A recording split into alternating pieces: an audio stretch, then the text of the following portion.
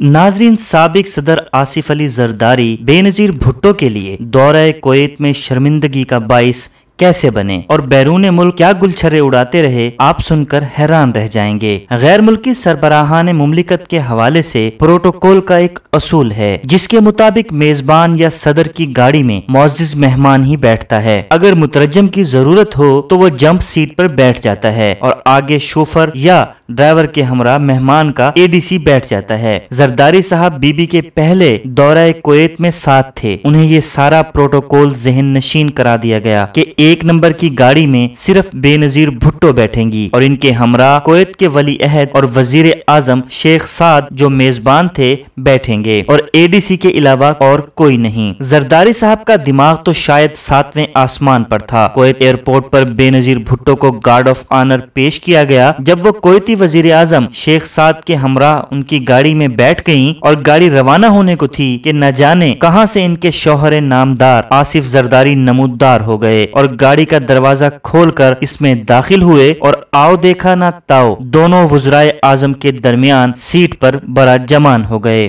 जरदारी ने प्रोटोकॉल की जो ऐसी तैसी कर दी थी उसकी गर्द तो उठना थी। कुवैतियों ने कहा तो कुछ नहीं मगर कहने को बचा ही क्या था। बेनजीर भुट्टो को जो शर्मिंदगी हुई इसका अंदाजा लगाना नामुमकिन है। इनके बेहिस शौहर ने न सिर्फ इनकी लुटिया डुबो दी बल्कि पाकिस्तान के माथे पर भी कलंक का टीका लगा दिया था। बेनजीर ने वो दौरा किसी न किसी तरह पूरा किया लेकिन दोबारा शर्मिंदा होने के लिए कुवैत नहीं आई। शाहों की शाहाना अदाओं का एक और वाकया देखिए। ये उस वक्त की बात है जब साबिक सफीर करामतुल्लाह गौरी अलजायर में पाकिस्तान के सफीर की हैसियत से अपनी खिदमत अंजाम दे रहे थे। जब बेनजीर भुट्टो वजीर आजम बनी तो अलजायर के दौरे पर तशरीफ ले गई। इस सफर में इनके शौहर आसिफ जरदारी भी साथ थे। करामतुल्लाह साहब अपनी किताब बारिशाना साई में ये वाकया जिक्र करते हैं कि वहाँ बावर्चियों ने मुझसे फरमाइश की कि भिंडी फराहम की जाए क्योंकि जरदारी साहब को भिंडी बहुत पसंद है और भिंडी के बगैर इनका मेन्यू मुकम्मल नहीं हो सकता था। मैंने मालूम करवाया भिंडी शहर में तो क्या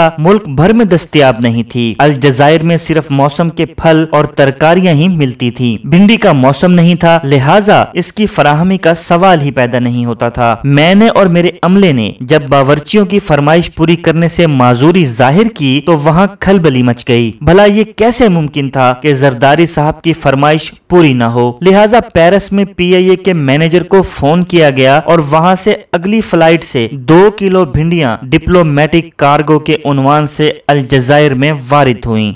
अगली सुबह वीवीआईपी फ्लाइट के मेन्यू में भिंडियां नुमाया थी। ये उस वक्त की बात है जब जरदारी साहब इक्तदार में नहीं थे। अंदाजा लगाइए कि इक्तदार में आने से पहले इनके इतने नाज नखरे उठाए जा रहे थे तो इनके इक्तदार में आने के बाद कितने नाज नखरे उठाए गए होंगे और उन्होंने कितनी अय्याशियां की होंगी।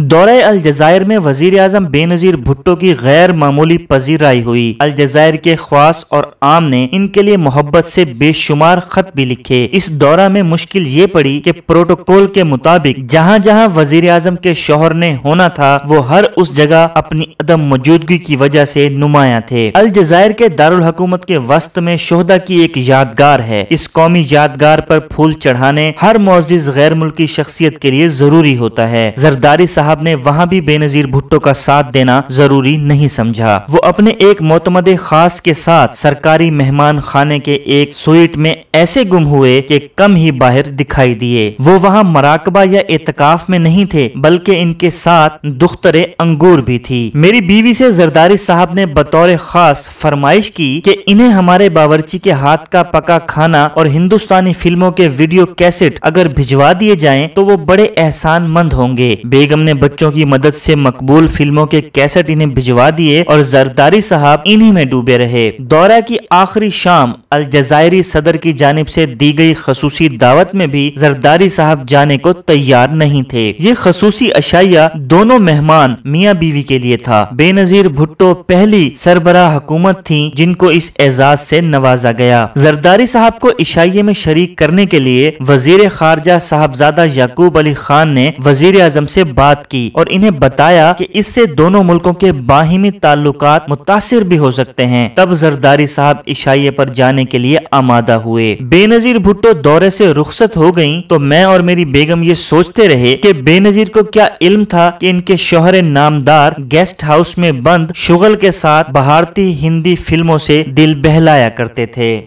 सामीन, अगर आपको हमारी वीडियोस पसंद आ रही हैं तो हमारे चैनल को सब्सक्राइब करें, वीडियोस को लाइक करें और अपने दोस्तों के साथ भी शेयर करें।